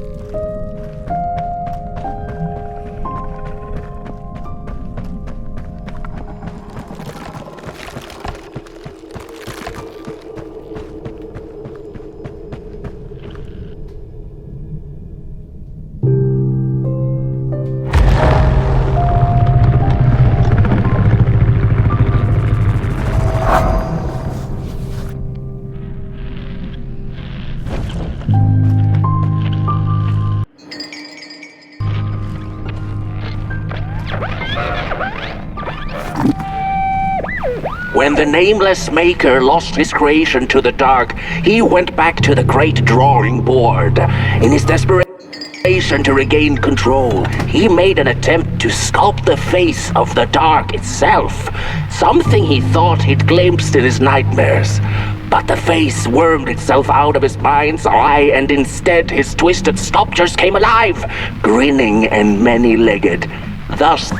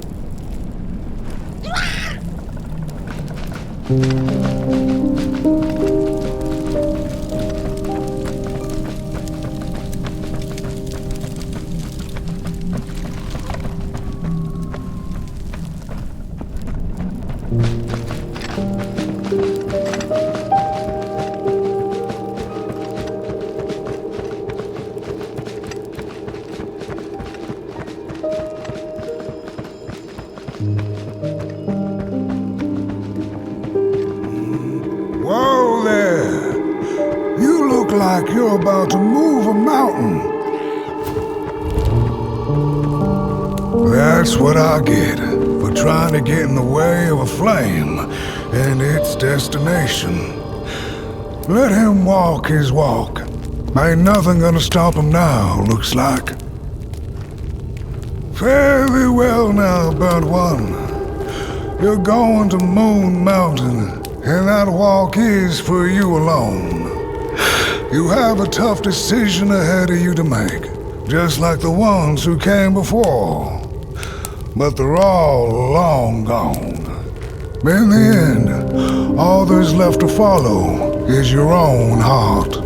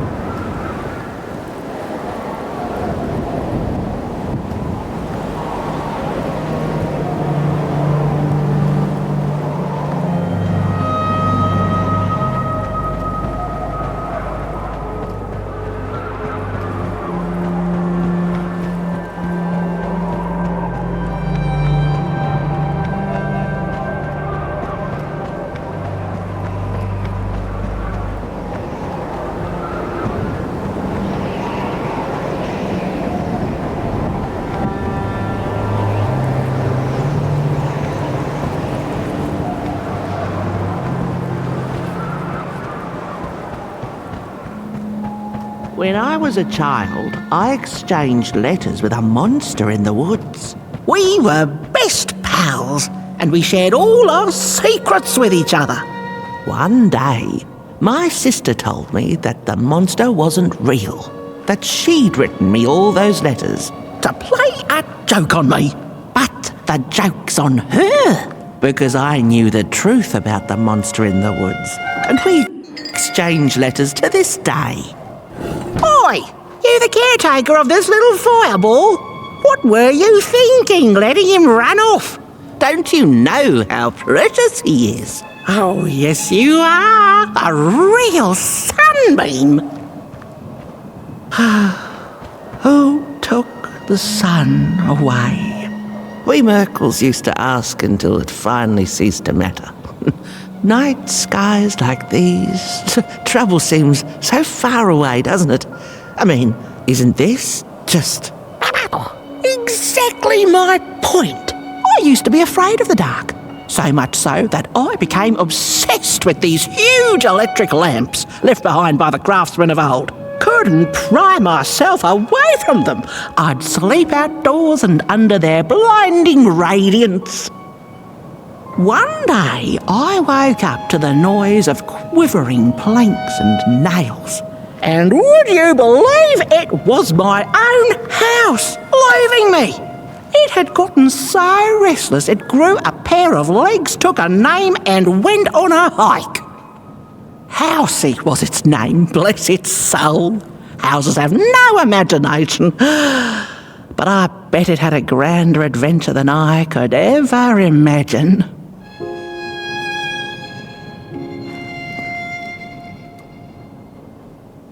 This little flame is your home, burnt one. Keep him nurtured and safe, and you'll always find yourself in the right place. Through the rain, in the dark, and over Moon Mountain.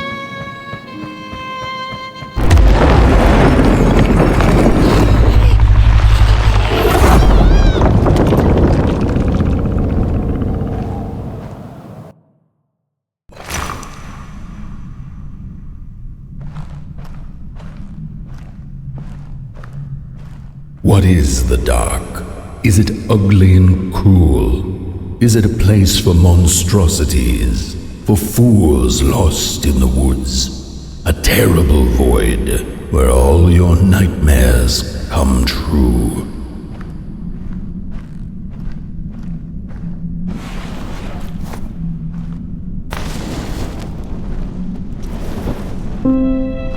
The dark could be a friend, perhaps a space where we might find each other, all of us equal under its cloak.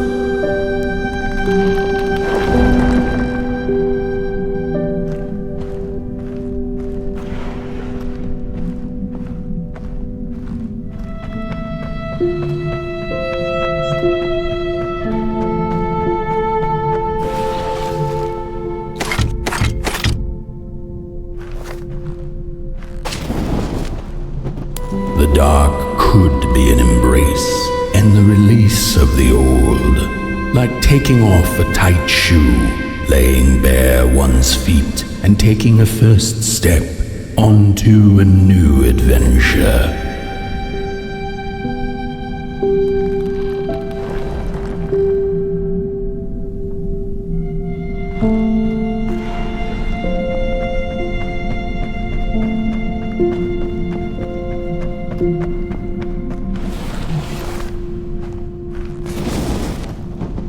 The dark could be a moment of clarity and calm, a break through icy clouds and the shameful stories we tell ourselves that fetter us to the clay and mud.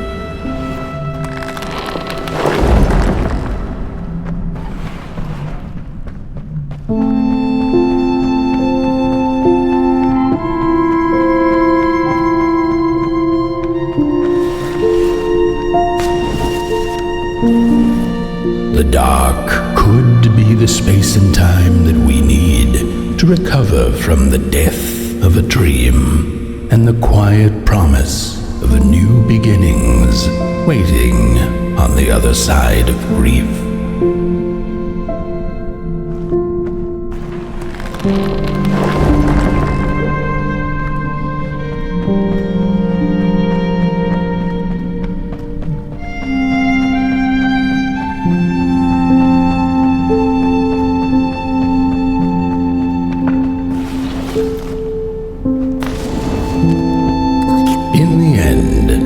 The dark remains a mystery, its secrets locked away behind the stars.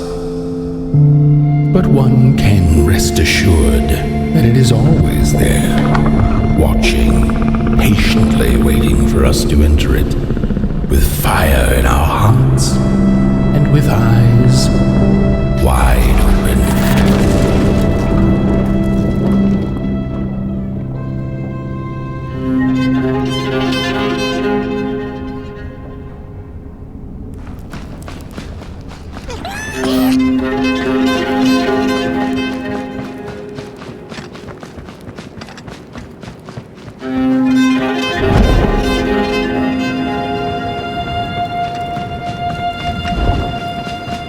You've arrived. Hark! Your fire is dying, but the last embers will light the final fireplace and send your Potboy home. Can you do what you must? Naturally, you must. It is destined, and you will be loved and forgotten.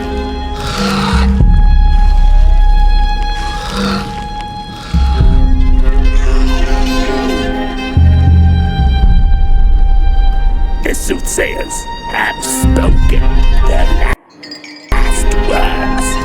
It has been an honor to watch your journey to the work table's edge. Now go and burn.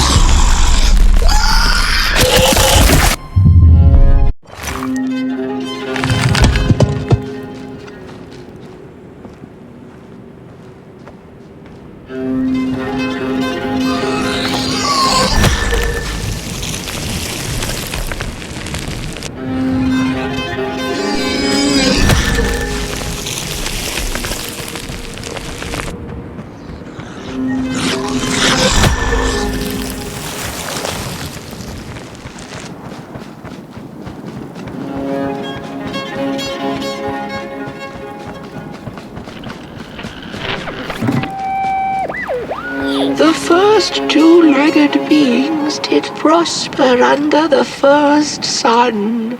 But it didn't matter how much they bathed in its light. They craved more.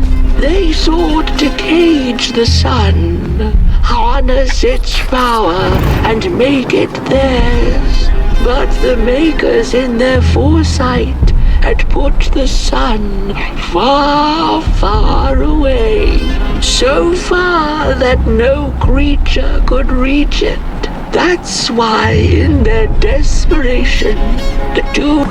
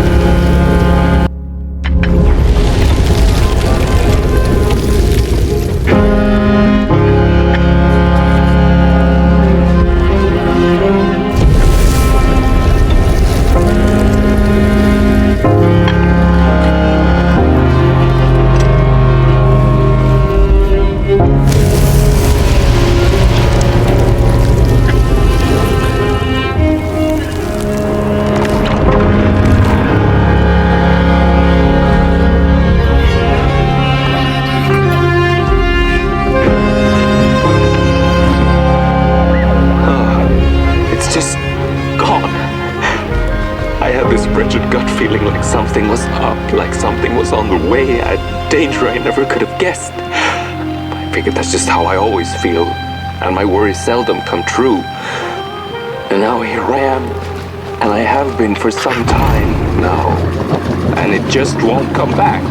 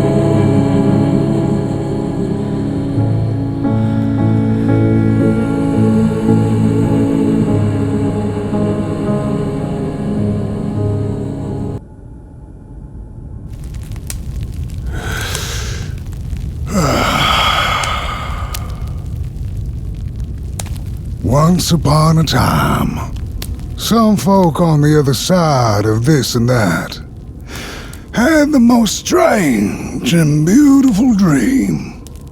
I hope that tonight you caught a glimpse of it, and I wish you the levity and grace to smile in the darkest of times and on the way down your midnight walk.